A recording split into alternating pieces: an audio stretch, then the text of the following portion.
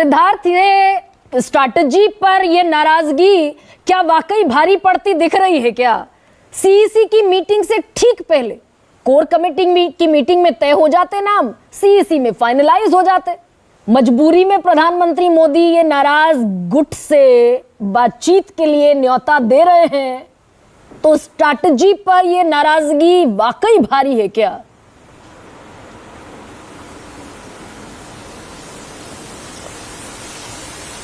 अब कि मैं ओपनिंग रिमार्क सुन रहा था, आपने हरियाणा का अच्छा विश्लेषण करने का एक प्रयास किया। मैं खुद हरियाणा से आता हूं, पर जब आप भाजपा की बात कर रही थी तो मुझे कहीं ना कहीं वो चंद्रकांता की कहानी ऐसा लगा।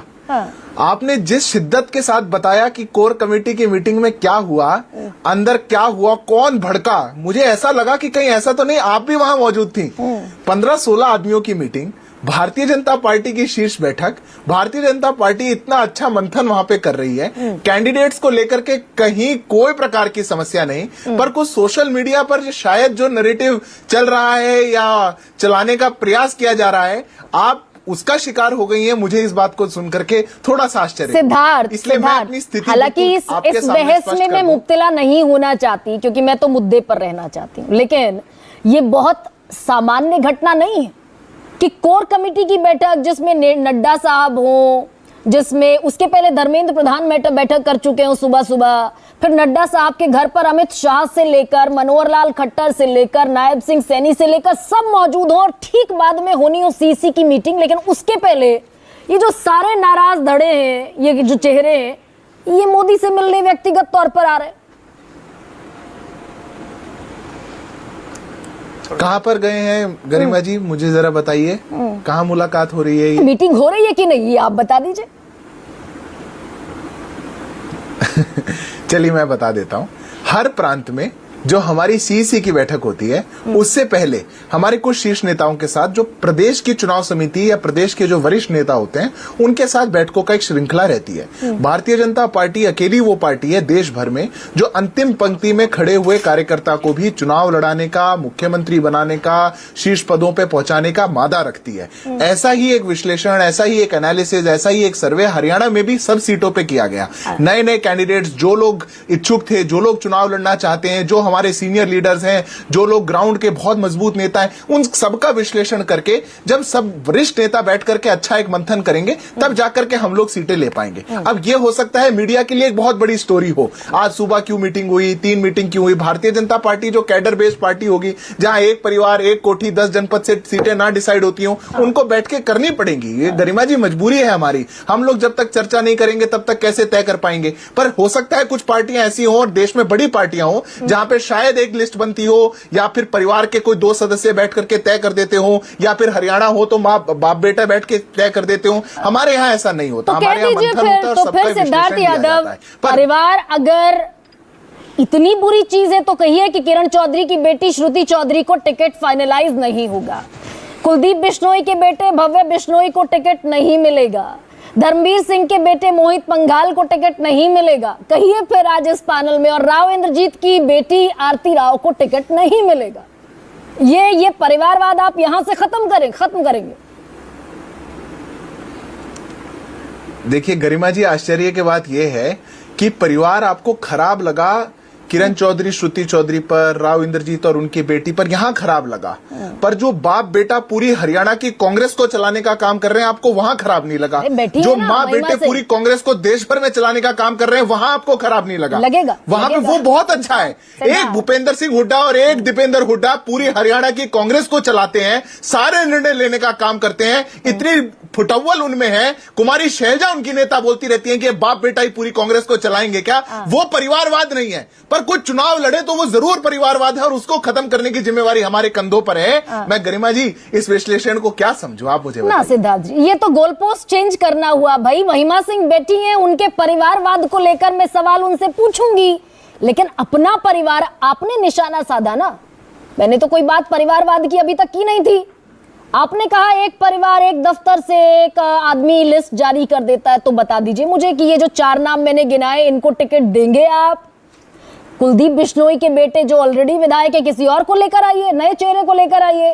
किरण चौधरी खुद राज्यसभा की सांसद है, उनकी बेटी की जगह कोई और नया चेहरा लाइए। बता देता हूं।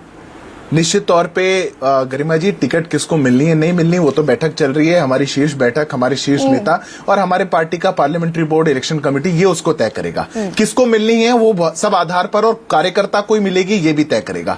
आपको एक अंतर हमारी देश की राजनीति में जरूर करना पड़ेगा, और आप हरियाणा के विश्लेषण से उस अंतर को समझ लीजिए।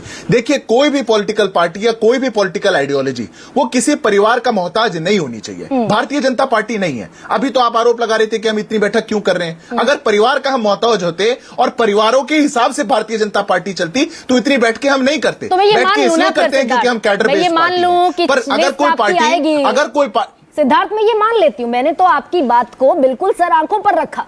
मैं ये मान लेती हूँ कि लिस्ट अभी जारी होगी, सीईसी की बैठक होगी, तकरीबन 8 बजे शुरू होगी, हालांकि घंटों चलती है। हो सकता है कल सुबह तक लिस्ट सामने आए तो ये परिवारवाद की झलक उसमें नहीं मिलेगी। 1 seat 1 person 1 profile, 1 person 1 post, ये तो आप ही की पार्टी का नारा है।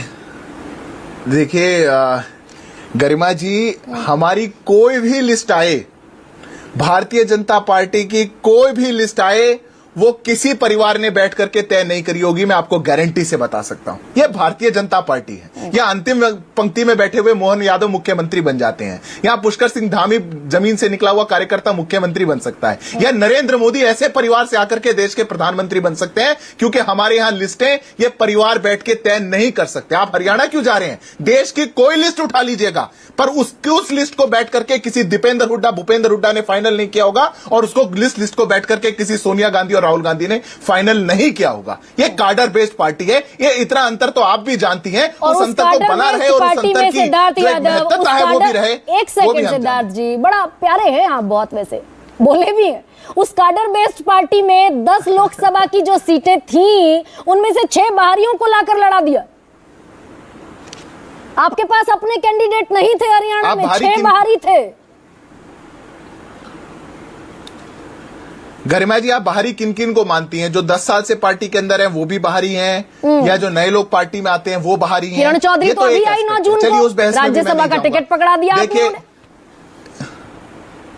हाँ, वो लोकसभा की कैंडिडेट नहीं थी, वो लोकसभा के बाद आई, और वो हरियाणा के अंदर कांग्रेस पार्टी में जिस प्रकार से उन्होंने वहां काम किया, और बाप बेटे परिवारवाद के कारण जो वो झेल करके आई। भारतीय जनता पार्टी निश्चित रूप से हमारे पार्टी का कार्यकर्ता हो, बाहर से आने वाला व्यक्ति हो, कोई सीनियर लीडर हो, हम एक बैलेंस बना करके चलते हैं। और मैं आपको बड़ी स्पष्टता से एक बात बताता हूं। देखिए, कांग्रेस पार्टी के अंदर या कोई भी नेता किसी भी पार्टी से, किसी भी दल से, अगर वो भारतीय जनता पार्टी के विचार के साथ अनुकूल है, अगर वो भारतीय जनता पार्टी जिस विकसित भारत का संकल्प देखती है उसके साथ वो अनुकूल है, हम उसका स्वागत करते हैं, वो हमारे साथ आके काम करते हैं, उसमें कोई कठिनाई हमको नहीं है। इसलिए कांग्रेस पार्टी को कौन लोग छोड़ के जाते हैं? सब तो हमें नहीं आते। अरे छोड़ के कांग्रेस पार्टी के तो 61 वर्टिकल डिवीजन हो गए, 61। नहीं, मैं तो हरियाणा की बात कर रही हूँ। सिद्धार्थ जी, मैं हरियाणा की बात कर रही हूँ। भाई, हरियाणा में तो चलता है ना कि बंसीलाल, भजन लाल और ये जितने भी परिवार हैं, उन सब सारे टूटकर कहां गए? सारे टूटकर आपकी पार्टी में आ गए।